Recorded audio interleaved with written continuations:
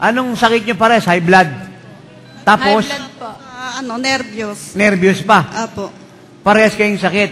Apo. Pero hindi kayo magpinsan. Hindi po. Lang inyong sakit ang mag-anak. So ngayon, wala na kayong high blood. Wala na po. Wala na ring nervyos. Wala na. Parehas po silang pinagaling ng Panginoon. Mula po Nueva Ecija, Zaragoza, may high blood, may nervyos.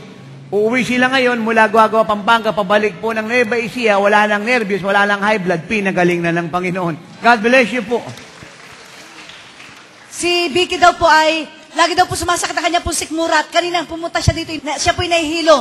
Pero ngayon po ay pinagaling na po siya ng Kumusta Diyos. ka na? Mabuti lang po. Hindi ka na nahilo. Hindi na po.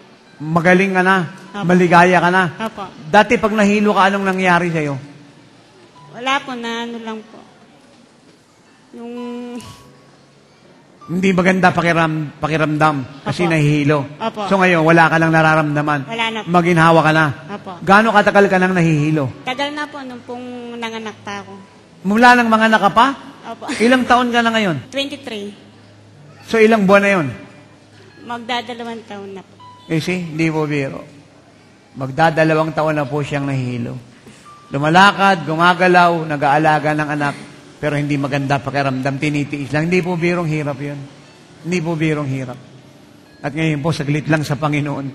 Maalagaan mo na ng maayos yung anak mo, maasikaso mo na yung bahay mo ng maayos, hindi ka na magkakaroon pa ng bigat sa katawan, malaya ka na. Palakpakan po natin si Jesus.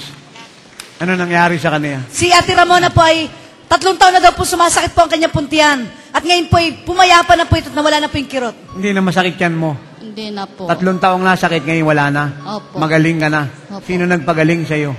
Yung pong... Of course, si Yes, Jesus. Hindi ako si Jesus Jesus lang. Si Jesus po. Pag meron pong taong nagsasabing siya yung nagpapagaling at hindi ang Diyos, hindi sa Diyos yun, mali yung fake po yun. Kung bakit gumagaling po ang mga tao sa oras ng himala, dahil ang Diyos po'y sumasa akin, ang Diyos po'y sumasa lingkod niya. Siya po nagpapagaling sa pamamagitan ko. Kaya kung meron pong tao nag-claim na siya po nagpapagaling, mali po yun, fake po yun. Iligtas niyo po ang sarili ninyo. Ang meron lamang kakayang magpagaling ay ang Diyos lamang, wala kahit sinong tao. Palakpakan po natin ang Diyos. Ito pong batang ito ay meron daw pong hika mula pagkabata. Pero ngayon po ay pinalakas na po siya ng Diyos. Kumusta ka na? Mabuti po. Anong pangalan mo? Mistika po. Gaano katagal ka nang hinihika? Mga bata na po. 3 taon na. Kumusta ka na ngayon? Mabuti po. Hindi ka na hinihika. Hindi na. Talo ng 7 beses. Mataas. Sige. Sige. Sige. Takbo. Bilis. Balik. Sige, talon. 2 pa. 1 pa. Hindi ka na hinihingal. Hindi ka na hinihika. Hindi. Malaya na po ito. Palakpakan natin ng Diyos. Ano yon? Magre-request po sana ako pa-pray kasi po matagal na akong gusto magka-baby ka lang hindi pa po dumarating. Ilang taong ka lang may asawa? 3 years po. 3 years. Ano sabi ng doktor? Ba't di ka nagkaka-baby? Hindi pa po kami nagpa-check up. Pero po sabi nila yung mister ko daw po yung may diferensya. Ay, dapat siya yung nandito. Pwede pong Baka na. picture. Ilang taon na yung mister mo? Ano po, 31, Ilang taong ka na? 21. Taas mo yung kamay mo. Magunat po kayo ng kamay. Ilang anak yung gusto mo? Taas mo yung kamay mo. Magunat po tayo ng kamay. Anong pangalan ng asawa mo? Ryan po. So Lord, hipuin mo po ang katawan ni Ryan. Alisin mo po ang mga pagkabaog. Alisin mo ang salot at harang upang di siya magkaanak. I rebuke it in Jesus' name. Dinededicate ko po siya sa iyo, Ama. Padaluhin mo sa kanya ang iyong pong kaligtasan, ang iyong pong kalawalhatian, ang iyong banal na dugo. Kaya mo mag-function ng normal ang mga kanya pong ugat, buto, dugo, laman. At lahat po ng bahagi ng katawan niya upang sila po'y magka-baby. And I thank you, Lord, for your power is always sufficient to give them their miracle. Inutusan ko ang matris na ito na magkaroon ka ng baby, luminis ka, lumusog sa migla, at ang kalawalhatian ng Diyos ay dumaloy sa iyo. Lahat ng harang at sagabal ay pinupuksa ko, inaalis ko. Go! I rebuke it in Jesus' name. And I dedicate you and bless you to the Lord. And I speak health in life, Lord. And let the baby be birthed out in this womb. So you are blessed in Jesus' name. Wala kasi lagi po siyang nilalagnat. Ano pangalan nito? Ano po, Jet. So Lord, I dedicate this baby to you. I rebuke that fever. I rebuke that curse. I rebuke that infirmities. Go. Let that anointing breaks the yoke. I loose your blood. Let your healing presence be upon her in Jesus' name. In Jesus' name, amen. Ganito na lang.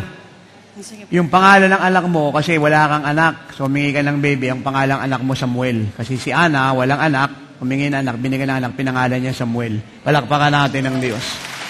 So Lord, I bless this in Jesus' name. And I speak health, life, salvation, blessing in Jesus' name. May baby na po siya si Samuel. Palakpakan natin ng Diyos. Maraming pong salamat. Sa pong ginawang dakilang bagay sa aming kalagitnaan.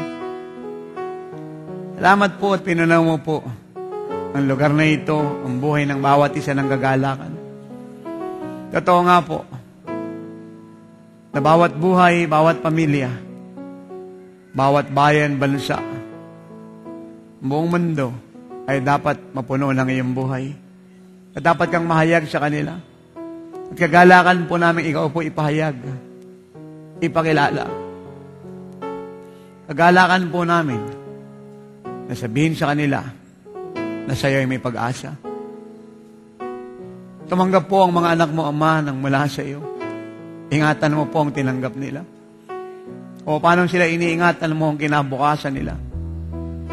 Ang pamilya nila, ang negosyo, trabaho.